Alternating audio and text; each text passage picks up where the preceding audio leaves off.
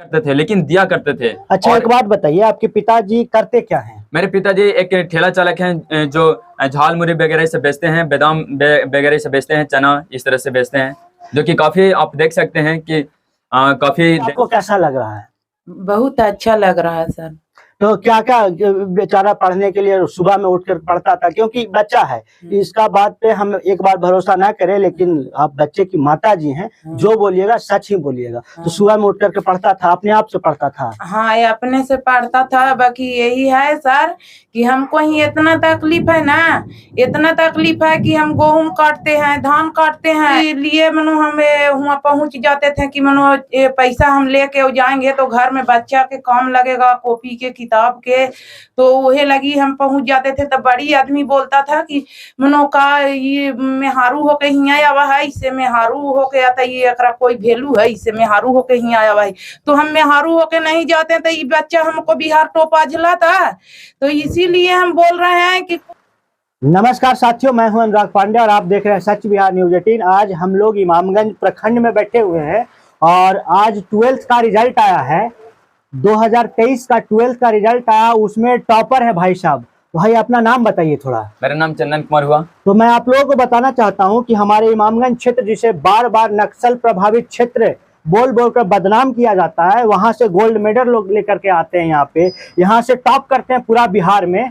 तो इस इमामगंज प्रखंड का क्या प्रमुखता है आप लोग इस वीडियो में समझेंगे, और भाई का चंदन का कितना संघर्ष रहा है टॉप करने में, वो भी इस वीडियो में जानेंगे। तो सबसे पहले बताइए कि आप कैसे कैसे जो टॉप किए हैं, इस टॉप करने में सबसे पहले आपके घर से, आपके गुरुजन से किससे सबसे ज्यादा सपोर्ट मिला है आपको? तो सबसे पहले मैं आपका और आपके सहयोगी का मैं धन्यवाद देना चाहूँगा, और आपका चैनल का भी काफ़ी शुक्रिया अदा करना चाहूँगा, क्योंकि आपने मुझे इस मुकाम तक पहुँचने में मतलब आप पे मेरा जो थॉट है, उसका थॉट को जान रहे हैं, तो इसके लिए तहे दिल से धन्यवाद। मैं अपना सफलता का श्रेय सबसे पहले ईश्वर को देना चाहूँगा, क्योंकि ईश्वर ने मुझे बहुत मदद किया है, और उसके बाद मेरे अपने पेरेंट्स को देना चाहूँगा, माता पिता। मैं अपने माता के लिए कहना चाहूँगा एक कोटेशन, मेरे जीवन में एक भी गम न होता यदि तकदीर लिखने का हक मेरे माँ का होता।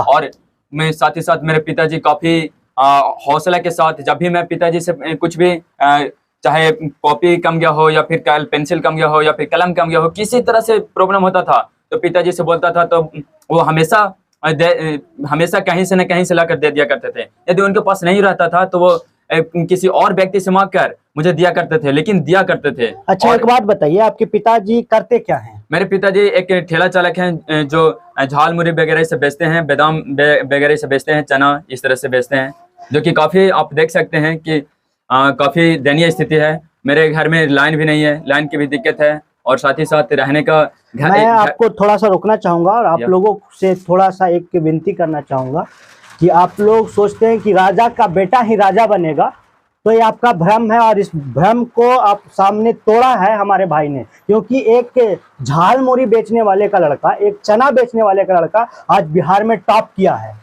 तो आप लोग ऐसे लड़कों को, ऐसे लोगों को थोड़ा सा समर्थन कीजिएगा, सपोर्ट कीजिएगा, खासकर यहाँ के जनप्रतिनिधि हो, या यहाँ के विधायक हो, यहाँ के सांसद हो, जिसे नक्सल प्रभावित क्षेत्र कहा जाता है, वहां से जब लड़का टॉप करके आ रहा है, तो उस क्षेत्र पे अगर आप थोड़ा सा हाथ देंगे और थोड़ा सा बढ़ावा देंगे, तो और भी लड़के यहाँ से टॉप होकर के जाएंगे, साथ ही साथ इस लड़के का प्रेरणा लेकर के आगे बढ़ेंगे। अब थोड़ा सा एक सवाल आपसे पूछना चाहूंगा, और मैं बताना चाहूंगा इसके साथ में कि मेरे और भी अन्य शिक्षकों का योगदान रहा। जैसे मैं अजीत सर, जो कि काफ़ी बेहतरीन तरीके से पढ़ाएं, वो पॉलिटिकल साइंस पढ़ाएं, और फिर बबलू सर जो कि ज्योग्राफी पढ़ाया करते थे, जो कि काफ़ी ग्रामीण इलाके से जो उदाहरण रहता है ना, उसी को पेश किया करते थे हम सभी के सामने, ताकि बढ़िया तरीके से समझ में आ जाए। फिर हिस्ट्री चंद्रशेखर सर और कमलेश सर भी पढ़ाया करते थे, जो कि बहुत बेहतरीन तरीके से पढ़ाया करते थे। उनका कहा जाए तो हिस्ट्री में काफ़ी मतलब विद्वान थे कह सकते हैं, और आप मिल सकते हैं उनसे, और कोई एतराज़ नहीं है इसमें। मतलब ये नहीं कि सिर्फ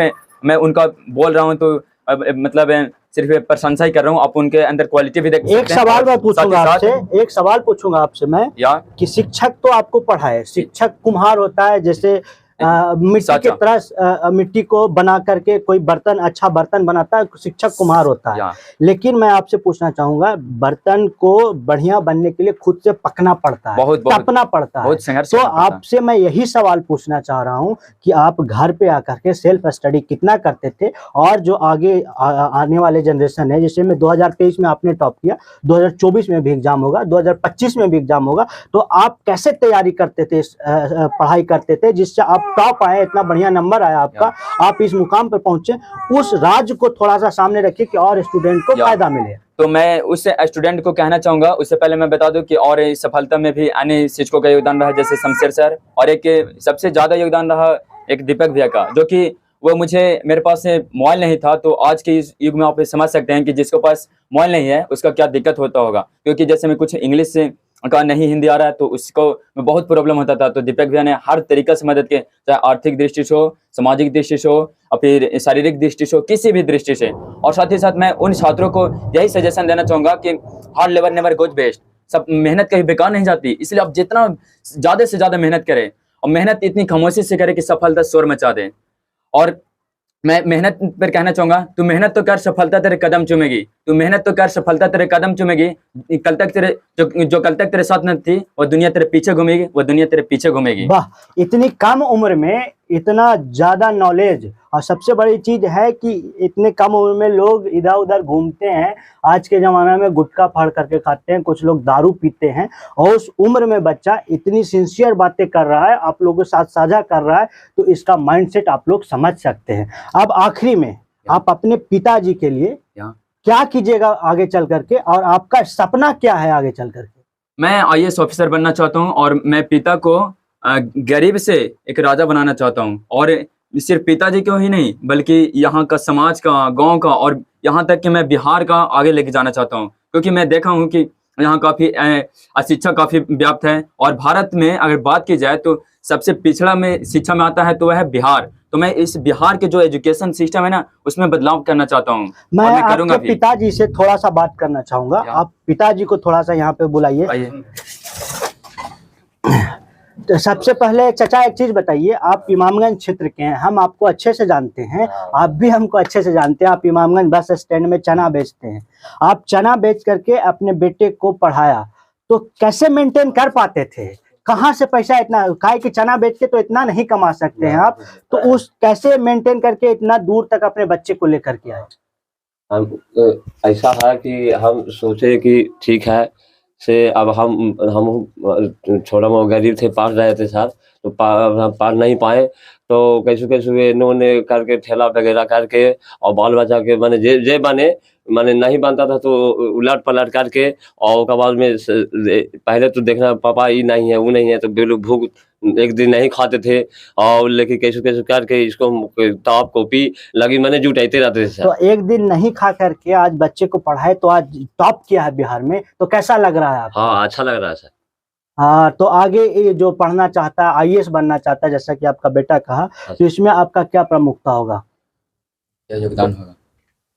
होगा सर कि आप लोग, मैंने उतना तो हमको नॉलेज नहीं है सर, हम जहाँ तक मैंने उतना कुल मिला के कहना यही है इनका, जितना बन पड़ेगा हम उतना करेंगे। इनके माताजी कहाँ पे हैं? माताजी से आपको भी मिलवाते हैं, थोड़ा सा इधर आइएगा, माताजी को भी देख लीजिए। और पीछे कर लीजिए, आइए थोड़ा सा इधर, यहाँ बैठ जाइए। माताजी से भी आप लोग मिलिए और देखिए कि कैसे एक चना बेचने वाले के बेटा ने टॉप किया आज बिहार में, और बताया है कि राजा का बेटा ही सिर्फ राजा नहीं बन सकता है। तो आज आपको कैसा लग रहा है?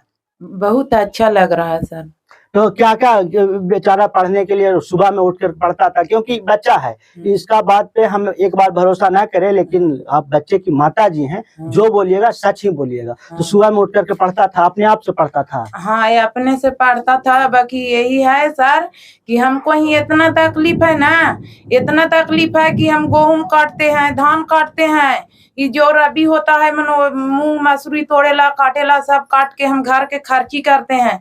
और इनको बुझुन 4 बजता है और इनको बुझुन ड्यूटी पर पहुंच जाते हैं कि पैसा जे देगा बेच के पीते हैं ही।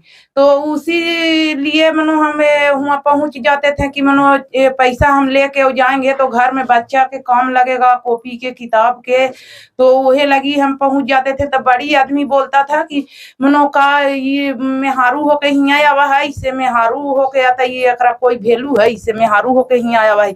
तो हम मेहारू होके नहीं जाते तो ये बच्चा हमको बिहार टोपा झिलाता। तो इसीलिए हम बोल रहे हैं कि कोई भी भैया दीदी हिंदू रहे या मुस्लिम रहे या कोई रहे, मनोजात रहे या प्रजात रहे, सबके हाथ जोड़ के विनती करता हूँ कि हमको से भी ज्यादा ध्यान दे गार्जियन कि मनो सबके बच्चा एकरो से ज्यादा लावे। कुल मिला के कहना यह है कि मेरा बेटा तो टॉप किया ही है, लेकिन और गार्जियन अपने बच्चे को ध्यान देंगे तो उनके बच्चे भी टॉप कर सकते हैं। तो कुल मिला के आखिरी में एक सवाल है आपसे बाबू, आप बिहार में टॉप किए हैं, कितना नंबर पे आपका रैंकिंग आया है? ये 5 नंबर पे है। आप 5वां नंबर पे आए हैं। तो बिहार में जो टॉप 10 लिस्ट है उसमें 5वां नंबर पे आए हैं भाई साहब। आपका पूरा नाम चंदन कुमार। पूरा नाम चंदन कुमार। आपके पिताजी का नाम क्या हुआ? श्री सुनील चौधरी। आपके माताजी का नाम क्या हुआ? श्रीमती रेखा तो देवी। आपका कौन सा स्ट्रीम था? आर्ट्स था, साइंस था? आर्ट्स था। कौन कौन सब्जेक्ट था बाबू आपका? हिंदी इंग्लिश तो सभी में कॉमन रहता है, चाहे आर्ट्स स्ट्रीम हो, साइंस स्ट्रीम हो और कॉमर्स स्ट्रीम हो। और उसके अलावा मेरे को हिस्ट्री, ज्योग्राफी और पॉलिटिकल साइंस था। तो एक चीज और पूछना चाहेंगे, यहाँ बिहार में जो टॉप करते हैं वो जेल भी जाते हैं, ऐसा कोई दिक्कत नहीं ना होगा? ऐसा नहीं होता है। ऐसा कैसे होता है? मतलब जब टॉप चोरी से पास नहीं किए हैं? नहीं, बिल्कुल नहीं। आप कहीं से सवाल कर सकते हैं, आप कहीं से भी उठा के किताब से भी पूछ सकते हैं, कहीं से भी पूछ सकते हैं। कुल मिला के मेरा यही कहना है आखिरी में कि इमामगंज प्रखंड, जिसे यहाँ के नेताओं, यहाँ के जनप्रतिनिधि नक्सल प्रभावित क्षेत्र बोल बोल के बदनाम कर रहे थे, आज वहीं से लड़का बिहार में टॉप करता है और 5वां नंबर पे आता है। बिहार का ही लड़का गोल्ड मेडल लाता है और बिहार का लड़का ही आगे चल करके बिहार की दशा और दिशा दोनों बदल सकता है। इसलिए इमामगंज विधानसभा को कभी कम आंकने का कोशिश नहीं कीजिएगा। धन्यवाद।